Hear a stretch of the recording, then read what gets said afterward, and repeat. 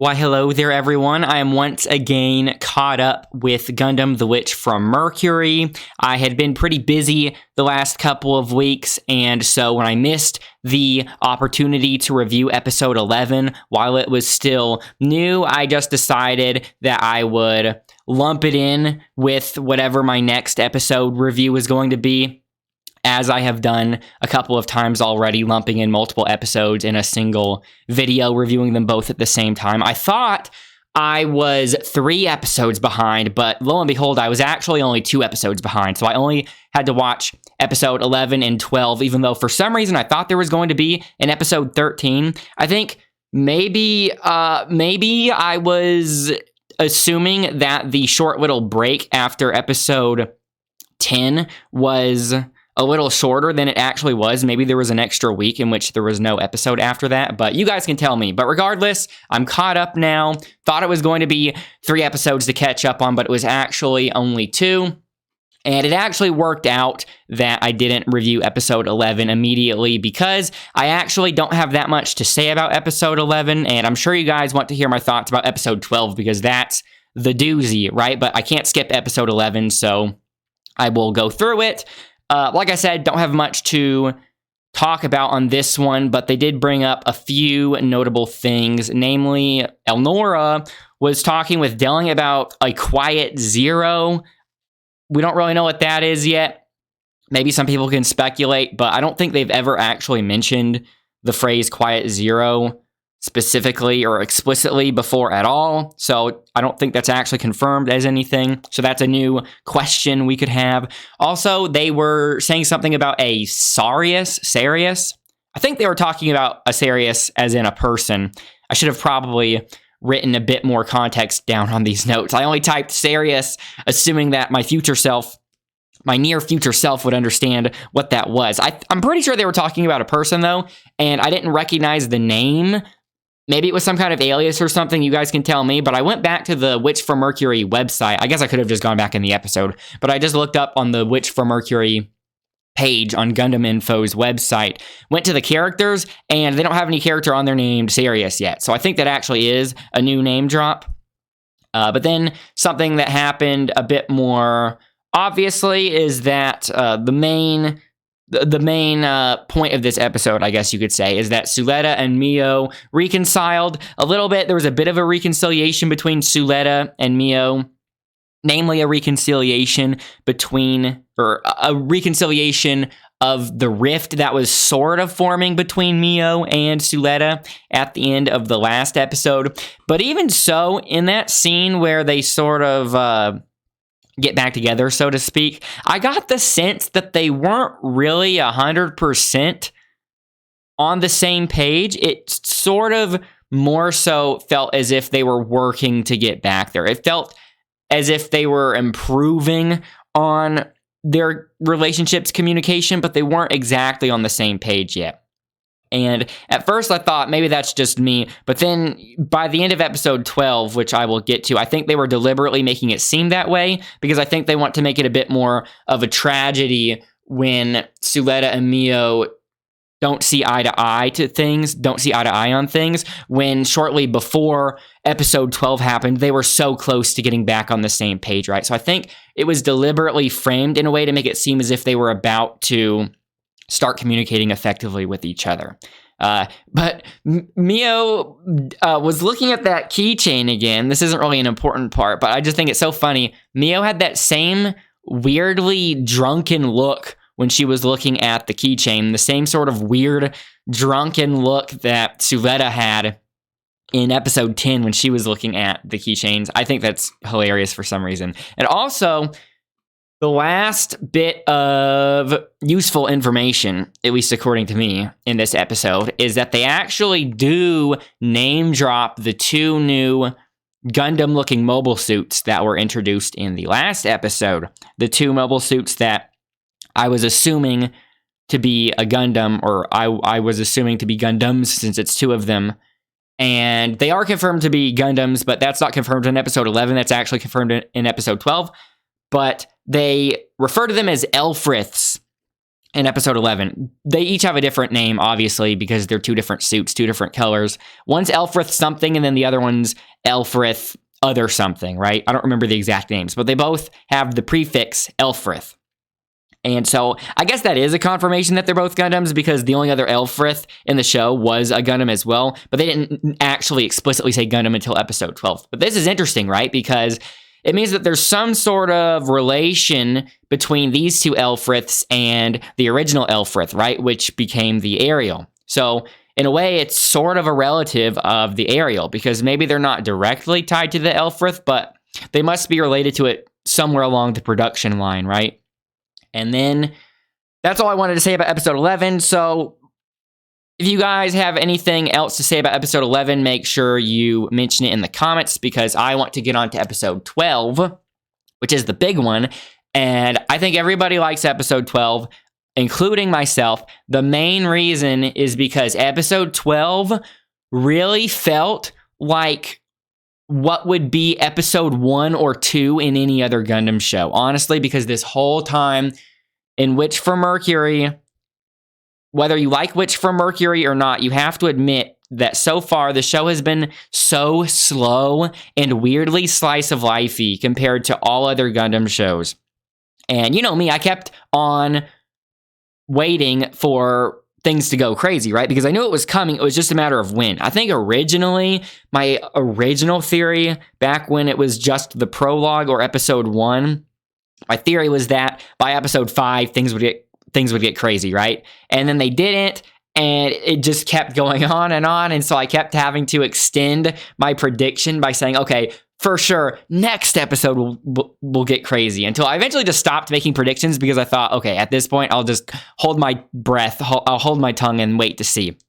But finally, at episode 12, we are in it. We're actually in a proper Gundam show.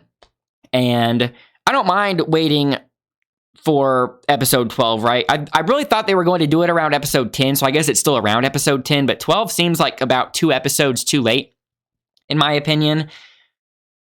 But I think the concerning part is that even though I think from episode 12 onwards, it's going to be very good, and I think it's going to be pretty extreme like this here on out, it's a little concerning, because I thought that episode 12 was going to mark the end of the first half of season 1, because normally Gundam shows are released in 2 seasons, with each season being 20-something episodes, right? That's typically the format. Unless it's some spin-off thing that's only 12 episodes. But I'm pretty sure this is being treated as a mainline Gundam entry. The last mainline Gundam entry we had like this was Iron-Blooded Orphans, and Iron-Blooded Orphans got 2 seasons, both of which were 20-something episodes. If I'm remembering correctly, someone can correct me if I'm wrong, right? Obviously, we had things like Thunderbolt as well, but Thunderbolt is a bit more of like a unique, not a spin-off, but more of a miscellaneous show that was being adapted from a manga, right? But in terms of the last anime original thing, it was Iron-Blooded Orphans, and now this. So I thought the end of episode 12, like I said, was going to be the end of the first half of season 1, in which case I was fine with it being slow for the first 10 episodes, right? But much to my surprise, and I know I haven't talked about explicitly anything in episode 12 yet, I'm going to get there, but I just want to talk about the whole formatting thing first. Much to my surprise, at the end of episode 12, it was either after the after credit scene or right before the after credit scene, it said to be continued or, you know, something along those lines. In season 2, it specifically said season 2, like look forward to season 2 or to be continued in episode 2, something like that. But it did say season 2, which means this was all of season 1. So does that mean season 2 is only going to be 12 episodes as well? In which case, even if all of season 2 is extremely good, I don't know what my opinion is going to be on the show by the end of all of this. Overall, what my opinion overall is going to be. Because even if the whole of season 2 is great, I don't know if I can 100% say I enjoy a show if the entire first half of it is extremely slow and I'm just constantly waiting for things to get started, right? If it were going to be 20-something episodes of season 1 and then 20-something episodes of season 2, that would mean only a quarter of the show is slow. But if it's going to be 12 episodes season 1 and then 12 episodes season 2, that means half of it is slow, so I'm a little concerned about that, but I'm already in episode 12, so I'm in it for the long haul, right? But you guys can let me know what you think about that. Well, I was going to say something else, but I think I'll wait until I talk about the after credit scene for that. And I don't want to talk about that until I go through things chronologically. So, going through the events, the reason why this felt like what you would expect from an episode 1 or 2 of a Gundam show is because so many big things happened, right? And similar to so many other episode 1s or 2s of other Gundam shows, it has to do with a main character and her colleagues or friends or whatever, a main character and her party in a facility in space with a Gundam, and the place gets attacked by these people sneaking in, these enemies sneaking in who are trying to steal the Gundam. And then as the whole place is getting attacked and people are getting split up and people are getting injured, the main character has to sort of unwillingly, somewhat willingly, after some deliberation, I should say, the main character, after some deliberation, gets in the Gundam to protect the facility, right? That's just like episode 1 of the original Gundam, and it's extremely similar to the beginnings of so many other Gundam shows, right? Because every Gundam show is some kind of remix of the original Gundam in a way, right? And so several of these big events included Delling protecting Mio. So in the chaos of all of this and the explosions, Delling actually potentially sacrificed his life for Mio. I don't think he's actually going to die, but obviously he was willing to put himself in death's way to protect Mio, which was sort of seemingly surprising to Mio. I don't think as a viewer it's that surprising, because even though Delling and Mio have a very strained relationship, and Mio says she hates Delling and all of that, I don't think they literally hate each other, right? It's just more of a family drama type thing. But when Delling was on the ground there, maybe Delling, considering the fact that he might die in the next few moments, made him open up a bit.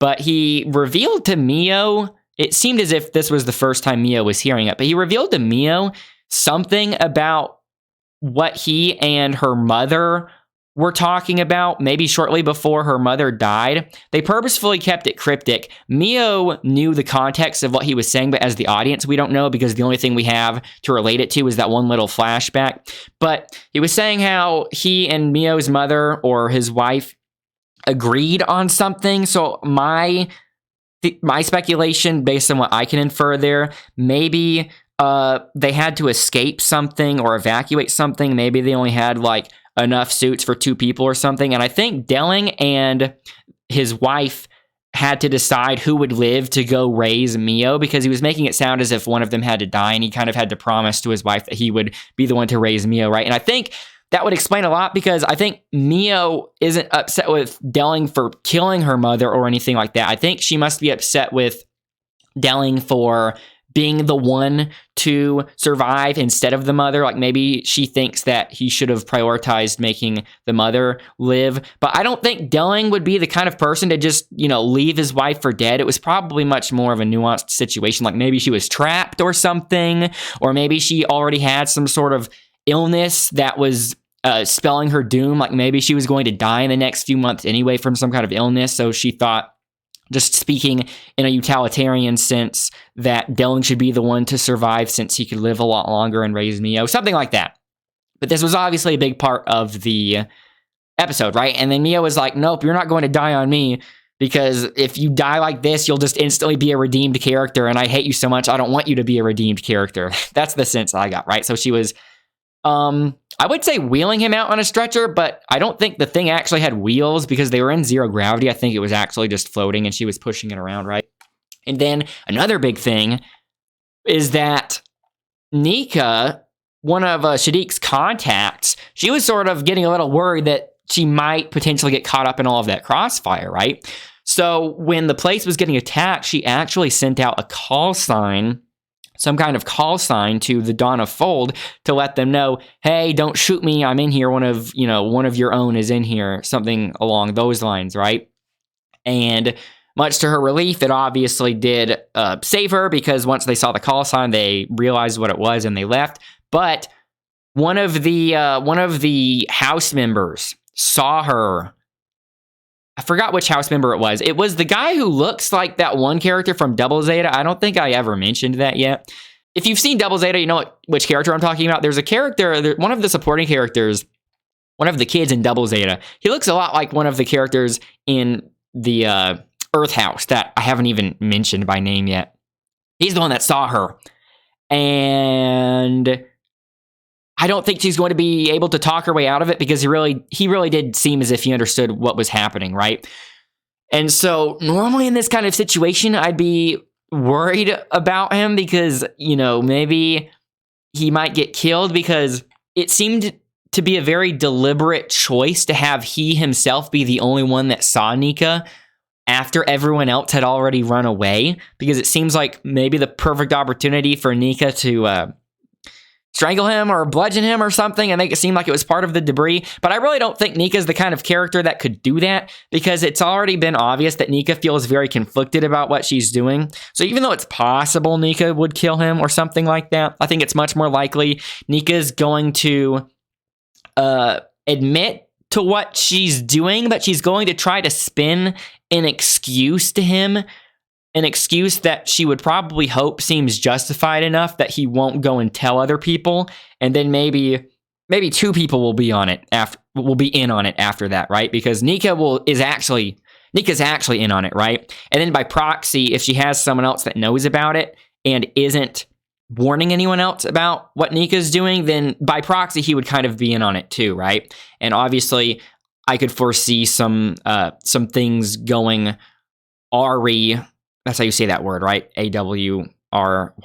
I could see some things getting messy or just going wrong later on. Like if that one house member knows about Nika being a contact, knows about Nika being an inside man, and she doesn't tell anyone about it, and he doesn't tell anyone about it, I don't think Nika would go tell Shadiq that someone saw her do the call sign either, because Shadiq would be like, okay, well, let's go kill him. Why didn't you kill him yourself? Let's go do it now. And I think Nika would be the kind of person that tries to keep everyone alive and fail at it. So instead of telling Shadiq, she would probably just not tell him, and then later on, something would happen and Shadiq would find out, and then maybe it would lead Shadiq to kill one of them or both of them or something like that. But I could see this being a subplot that carries quite a bit into season 2, especially since they only introduced it now, and they didn't show any of the follow-up. They didn't show any of the aftermath. So that was pretty much a sequel bait thing, but in the middle of the episode. Sequel bait for season 2, because I expect that to be a big topic. And then maybe the biggest part of the episode for me, I know on Twitter, everyone was talking about the after credit scene. I did get spoiled a little bit with the after credit scene. Like, I didn't know the context or anything, but I did see a bit of that fly swatter. I did see that the aerial slapped someone, right? But I didn't think of that as a big deal, because outside of context, like I don't even know who it was that got slapped. The only spoiler is that, whoa, there's violence in this show, but I already knew that was going to happen, right?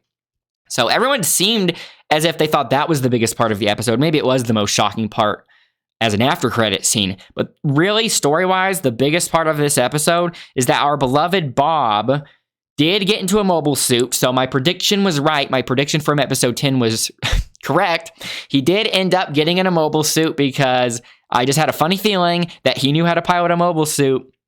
And our beloved Bob, in an attempt to go to that facility to protect Suletta, he was getting shot at by his own father. Sorry, not his own father, Yule's father.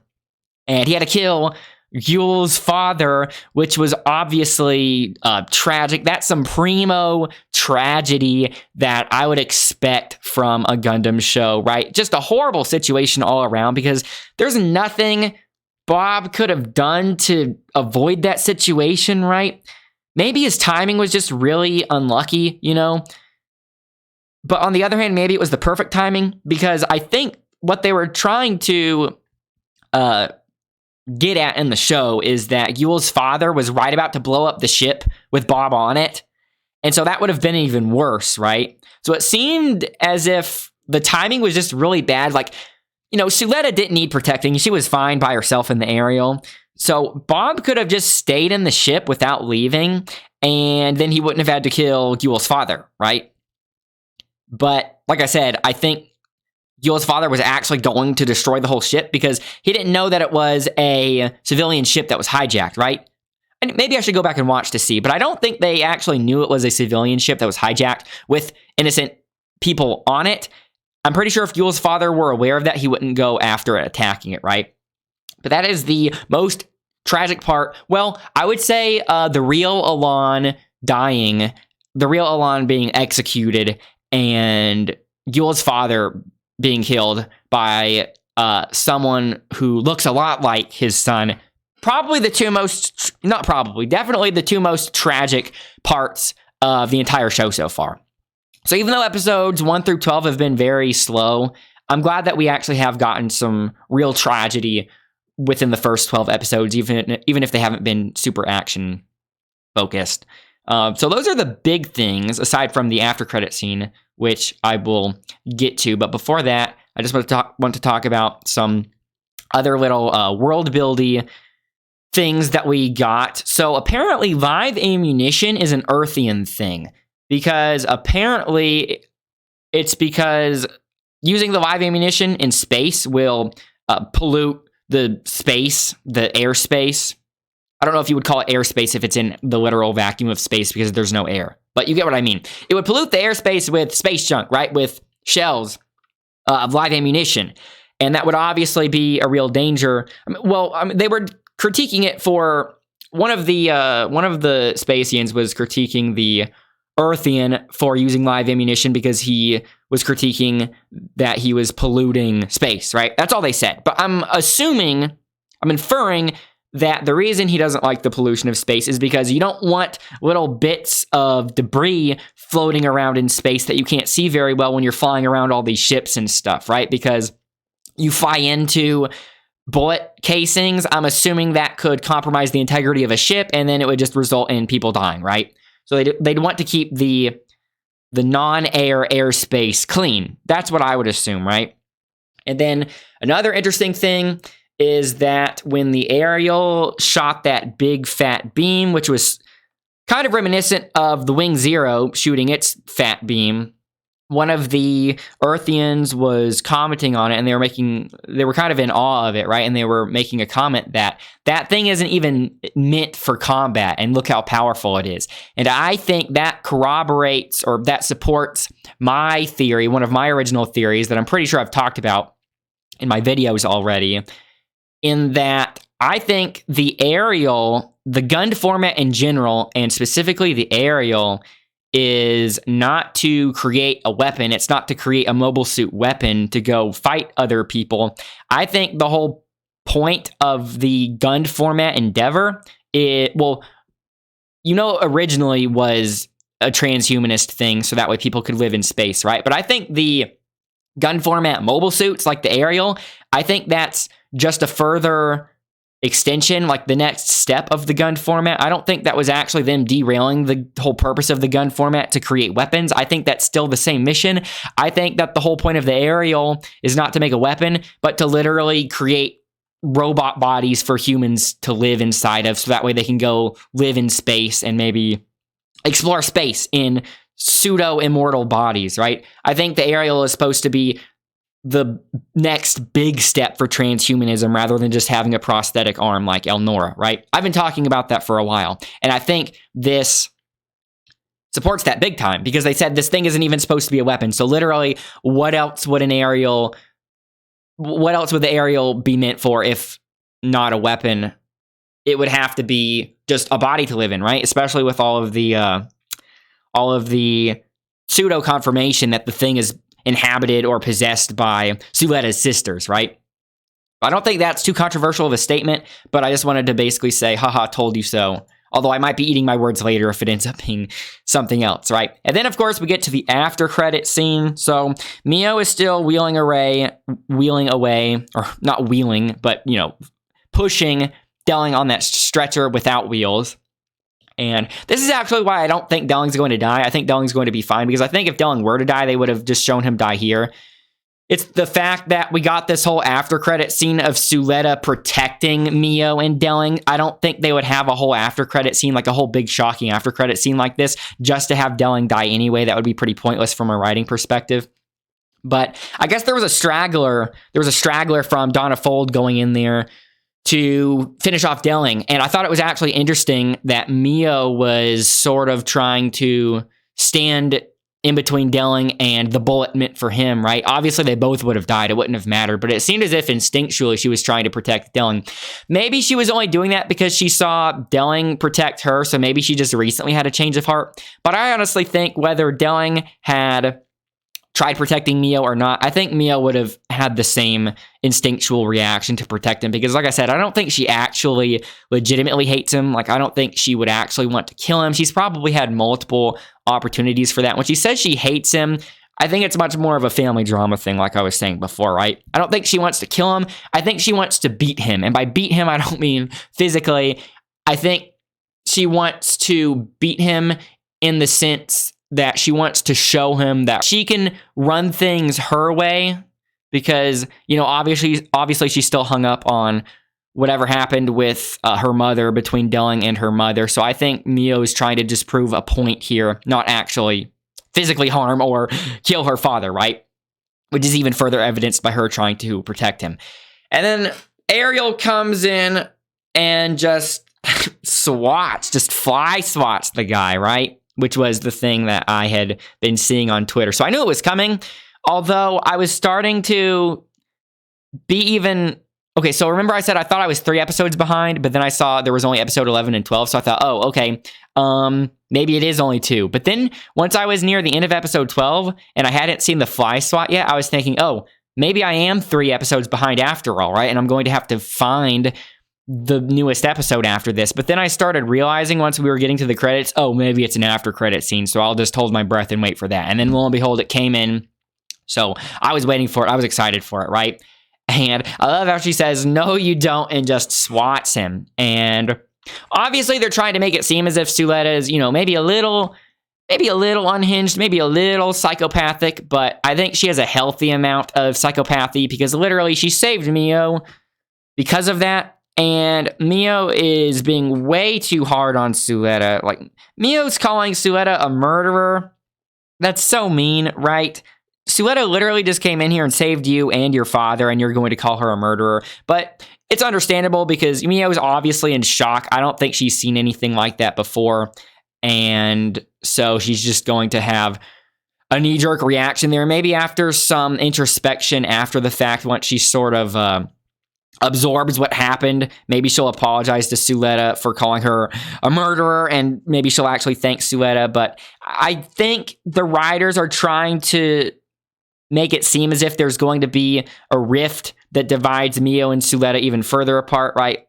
Maybe Mio doesn't agree with Suletta's killing. Maybe Mio is going to be trying to get Suletta to get out of the Ariel. I could see that being the main plot going forward, right? Mio sees how weirdly close Suletta and Elnora are. So Elnora is going to be the shoulder devil to Suletta, saying, get in the robot, get in the robot. And Mio is probably going to be the one saying, don't get in the robot, don't get in the robot, right? Because I bet it's going to be, you know, seeing how Elnora was able to manipulate Suletta into getting into the Ariel in this episode, she's probably going to progressively manipulate Suletta more and more as this test pilot, right? As this little science experiment, basically. And Mio is probably going to pretty easily and quickly see what's going on, and so Mio's going to be the one trying to pull Suletta out of it. But I think Suletta is going to end up going with her mom, and I think that's going to be the tragedy of it, right? Because like I said, in episode 11, they were making it seem as if they were sort of getting back together, but I got the sense that maybe not so much, and I think they wanted you to get the sense that they were getting back together only for the show to rip them apart again, just to make it seem more tragic, like, oh, maybe in another lifetime, maybe if this war weren't going on, they would stay friends, maybe they would get married or something like that, right? Don't know if I'm forgetting anything.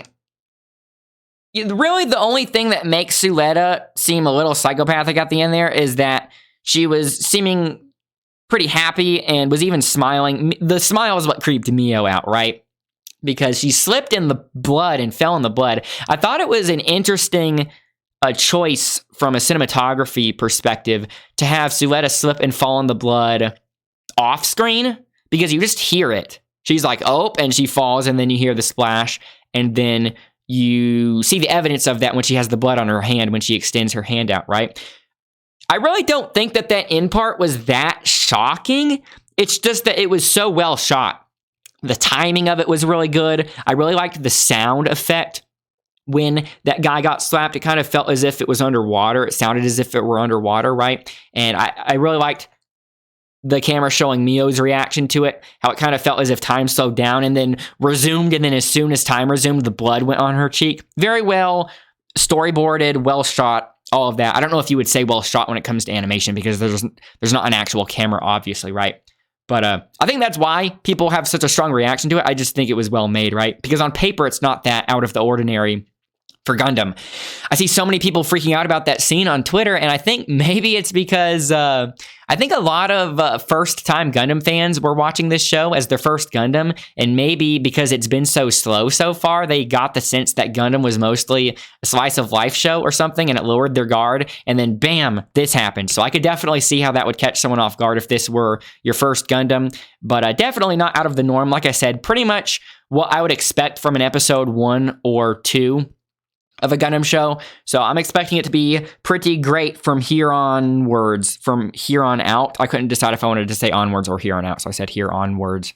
Anyways, though, let me know what you guys thought about episode 11 and 12. Let me know if you have any crackpot theories for season 2, or if you have anything you would specifically like to see in season 2, because obviously I will be watching it as well. And I really do like watching these things weekly with people, even if I do get a little bit behind every now and then. I do like keeping up with it weekly, roughly speaking, so that way people can theory craft in between. So thanks for watching, everyone. I don't know how much of a break there's going to be in between now and season 2. So if you found my channel through these episode reviews, you can, stick around and wait for me to start posting the episode reviews for season 2 once season 2 starts up, because I will be resuming that once season 2 starts. But in the meantime, I will probably be uploading more Gundam Evolution stuff because I still like playing that game a lot. And then other mech related games, right? Like I played Ranger X recently. I might be doing some Armored Core stuff